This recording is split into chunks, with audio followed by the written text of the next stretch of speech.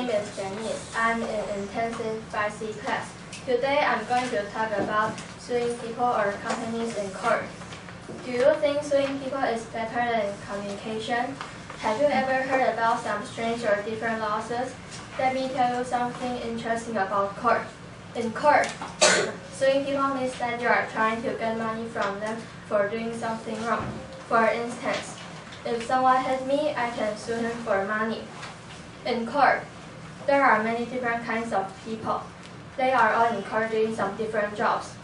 There are journalists, judges, lawyers, a plaintiff, a defendant, and more.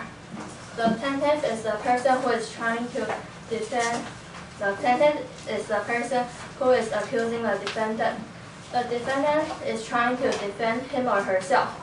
A judge usually decides the result of the case, but in different courts, there are also jurors who vote and decide the results. Have you ever heard about some famous lawsuits? Let me tell you one of them. In 2004, an atheist father who didn't have custody of his daughter wanted to force schools to quit the long-time practice of having teachers lead the Pledge of Allegiance because it contains the word "under God." The girl's mother didn't mind, but the father fought it all the way to the U.S. Supreme Court, where he lost 8-0. I thought this story was very strange. If I was the father in this story, I would be like the mother and not care about it. Why are people still suing others? Maybe they just want to get some money from them, or they need to get the justice system to help them not be injured anymore. Why are people sue large companies? Maybe it's for the same reason. Besides suing, there are many different kinds of ways to deal with others, like talking with others and dealing with problems, or through communication with others. Even without this practice, there are still many different kinds of ways to solve problems. We must find a way. There is not always a good reason to go to court and fight with other people in court. What is a good reason for suing? Some people who become injured need some justice and some money for the hospital bills. When is suing people bad? It can be a waste of time and maybe it won't achieve the desired results. I think suing is good for some people so they can get justice and perhaps even change the laws for other people's sake. Maybe people will get justice and help for protecting their families, friends, or themselves. Thank you, everybody. Hello, everyone. I'm Joyce. I'm 11 years old and studies in Shinshan Elementary School. Today, my topic is if I could be a demigod. Can you imagine sword fighting with monsters, lava wall climbing and meeting true gods? It would be so interesting. Having a god for your parent. Going to Camp Half-Blood to learn how to fight. And practicing your skills every day. That would be so cool. I want to join Percy Jackson and the other Half-Bloods. If I could be a demigod like Percy, what would my life be like? Think about everything that happens to Percy. He goes on dangerous quests to save the world. He saves his camp and even saves his friends. On his first quest, Annabeth, Grover, and Percy went into the underworld to find the lightning bolt of Zeus. Wait, if I am talking about Greek gods, I should tell you about them first. There are many gods in ancient Greek literature, but there are only 12 main gods. The god will represent one thing. A god can represent more than one thing. Zeus is the lord of the sky. Poseidon is the lord of the sea, and Hades is the lord of the underworld. They are the three most powerful gods. In the Percy Jackson story, they are also called the Big Three. The other gods like Athena, Apollo, Artemis, Hera, Demeter, Hephaestus, Dionysus, Hermes, Ares, and Aphrodite represent knowledge, the sun, the moon, marriage, harvest, blacksmith, wine, travel, war, and beauty. The gods will sometimes find some mortals and marry, and they will have demigod children. Okay, let's talk more about Percy. Where was I? Oh, I was talking about Percy's first quest. His second quest was not for him, but for his friend Rover. He snuck out of camp to help. He went on his third and fourth quest during other times. Oh, it is so cool. I really want to be a demigod, even though it is very dangerous. If I could be a demigod, I want to be a child of Athena because I could be very smart. In Percy Jackson's story, Annabeth, the daughter of Athena, is smart and clever. She fights well and thinks well too. I wish I could be like her and full of wisdom. I also want to be a child of Hephaestus because then I could make beautiful things. Although Hephaestus doesn't look nice, I still like him. Speaking so much about Percy Jackson, do you want to be a demigod? I surely do. I wish one day, when I can choose to be something, I will choose to be a demigod. It will be fun. Thank you for listening and have a nice day. Hello everyone, my name is Alex. I am in intensive 5C class. Teacher is Teacher Rachel. Today I am going to tell you about Japan. Do you want to know about Japan? Did you ever go to Japan? Do you want to know about things in Japan? Let me tell you some interesting things about Japan. Japan's famous foods are sushi, fish, Japanese rice, and Japanese noodles. They are all delicious. I like raw fish or sashimi the most because it is tasty and it can also make us be healthy. Japan has a lot of cartoons too. There are Doraemon, Naruto, and Conan. These are all exciting and fun cartoons. Japan has famous cars too. There are Toyotas, Hondas, and Nissans. Japan's cars are useful and reliable, so everyone likes to buy cars that are made in Japan. Japan has good musical instruments too. Yamaha and Suzuki are famous. Japan's instruments are strong and they will make lovely sounds. The most famous place in Japan is Disneyland. The Disneyland in Japan has water rides and land rides.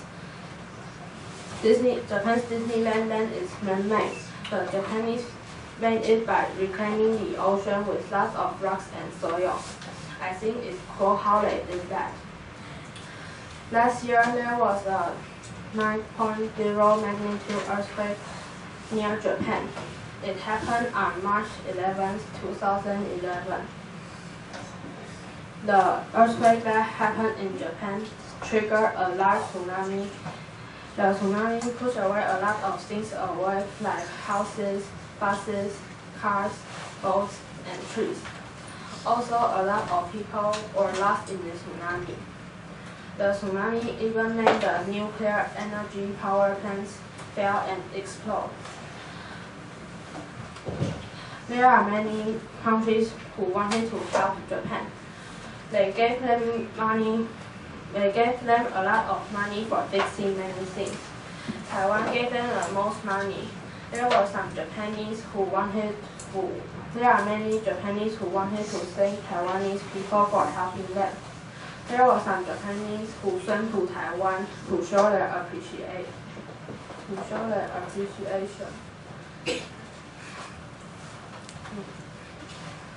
A growing number of younger Japanese is not to marry or have families. In 2011, Japan's population dropped for a fifth year, falling to 126 million people. Japan's population is expected to drop to 95 million by 2050. After the earthquake was another population drop because of the atomic incident. hopefully Japan's population is increasing now. Japan is a nice place. Everyone likes to go to Japan because there are many beautiful places in Japan. After you finish hearing my speech, I hope you will know more about Japan, and I hope you will go to Japan someday. Thank you. Hi, my name is Evelina. I'm in Intensive 5C class. I study in Tsinghua Junior High School. Today, I'm going to tell you about my favorite holiday. Last Halloween, I traveled to Disneyland in Hong Kong. It was my first time to enjoy an overseas holiday that gave me a lot of special experiences. When I was there, I felt like an outsider because everyone was wearing orange or black clothes except for my family. We forgot to bring Halloween costumes. We didn't know people would pay so much attention to Halloween at Disneyland. At Disneyland, I saw skeletons and pumpkins in the trees, on the ground, and all over the place. My father took many pictures of me. At one moment, the photographer from a TV station also took pictures of me. I was wondering if it was possible to witness myself on any Hong Kong TV channels. If so, that would have been very interesting. At Disneyland, apart from the spooky park decoration, there were specially created food and beverage items in scary designs. But I was afraid to eat or drink them. Have you ever seen vampire-shaped candy, ghost-shaped bread, blood juice, or spiders in soup? They were so scary. I was also amazed by the huge selection of Halloween souvenirs. My mother bought me a hat with many stars. I was so happy. My sister bought some Halloween chocolates and cookies. That night, there was a special Halloween parade. The actors and actresses dressed up as scary characters. I saw skeletons, ghosts, bats, vampires, witches, goblins, and spiders. I had to keep reminding myself they were just actors and actresses. Everyone looked so real. All of a sudden, they jumped right in front of me. I nearly cried out and immediately hid behind my mom. I was so scared that I could hardly breathe. After that, I saw Mickey and Minnie dressed up as pumpkins. They were so cute. I didn't feel scared. Instead, I enjoyed the show very much. I sang along and danced with them, and had a great Halloween time at Hong Kong Disneyland. Before we left Disneyland, the famous fireworks show displayed high up on top of the castle. The music sounded lovely and tender. That was the best and the most unforgettable Halloween that I have ever had. Thank you. Thank you, Anita. Hello everybody, my name is Katrina. I'm in Intensive 5C class. My teacher is Teacher Richard and Teacher Shirley. Have you been to a convenience store before? I have. There are lots of convenience stores in Taiwan, like 7-Eleven, Family Mart, OK Mart, and Hi Mart. Today, I'm going to tell about my favorite convenience store, 7-Eleven. In 1927, the first convenience store started in Dallas, Texas, America. It was actually just an ice house that began selling convenient items like milk, eggs, and bread. This is the reason why it became so popular. People love it because they can buy fresh things. 7-Eleven was named in 1946. At first, 7-Elevens were only open from 7 o'clock a.m. to 11 o'clock p.m. But in 1962, 7-Eleven started opening for 24 hours a day. In 1952, 7-Eleven opened its 100th store. It was now located in many other countries, like Japan, Canada, Taiwan, Philippines, Hong Kong, and even more. How things are different between 7-Elevens and supermarkets. Let me tell you, 7-Elevens have fewer employees than supermarkets because 7-Elevens are smaller and supermarkets have more things to sell. But that's okay. The reason is 7-Elevens are located everywhere, and supermarkets are not. 7-Elevens are also more convenient than supermarkets because 7-Elevens are open 24 hours and most supermarkets are not. What can you do in a 7-Eleven? Inside 7-Eleven, you can buy things. You can buy food, drink, newspapers, toys, and stationery. Sometimes, you can buy tickets too. You can also make copies, eat inside, shop, and take money from the ATM. Don't forget the most important things in 7-Eleven, iCash. What is iCash? iCash is a small card that fits in a wallet. What can you do with iCash? You can use iCash to collect points and buy things. If you use iCash, you don't need to bring so much money and you can use the points you collect to exchange for things. Now, there is also a new kind of iCash that can be used on buses, in the MRT, and even other sources.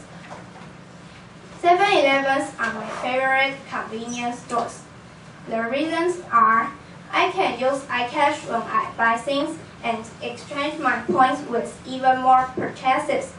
I can go to 7-Eleven quickly because they are located everywhere. If 7-Elevens can sell even more special things, I know everyone will like them even more. Thank you, everybody.